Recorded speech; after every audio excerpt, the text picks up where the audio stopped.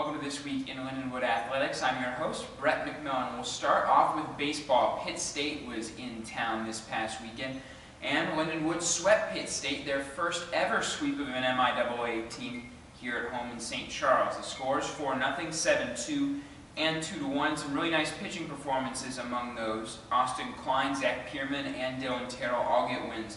For Dylan Terrell, he throws a 2-hit shutout in Game 1 of the series. Offensively, just taking a look at some numbers from this season, Mike Filoni hitting a perfect 500, and he's hitting 500 against both left-handed and right-handed pitching. 38 straight games he's reached base, and he's only played in 40 games so far this year, and he's hitting .647 when he leads off an inning. So Mike Filoni really putting together a great season so far for Doug Butcher and the Lions. In the 7-run game that Lindenwood scored, Wade Rothermick and Nathan Prindle, both with 2 RBIs, and one of the biggest offensive outputs in the last couple series for LU. Women's lacrosse, they get the win over Colorado Mesa, 19-6. They're now 14-1 overall, 9-0 in the WILA. Anna Goet and Megan Chase were honored during their senior day this past weekend in that game. Shelby Polk and Christine Rapados, they both had hat tricks in the 19-goal effort. 12 different goal scorers with 2 games remaining now for the Lindenwood Lady Lions on the lacrosse field. Men's lacrosse, they beat Ohio Valley 25-5 this past weekend. It was also their senior day as they took the field.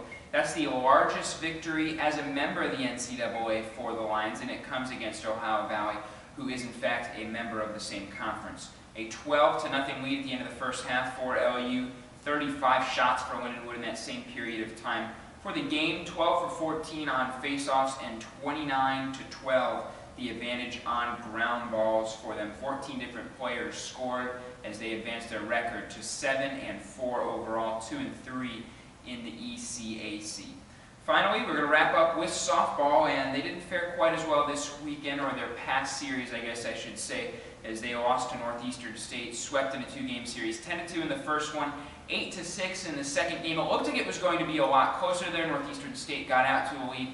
Lindenwood battled back, but they fall 2 runs short and lose 8-6 to the visiting Riverhawks in extra innings as well in that one.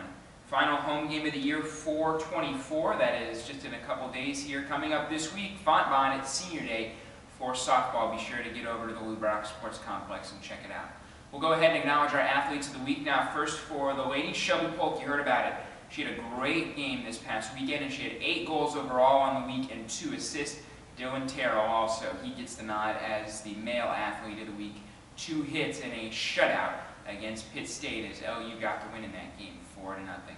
That's This Week in Lindenwood Athletics. I'm your host, Brett McMillan.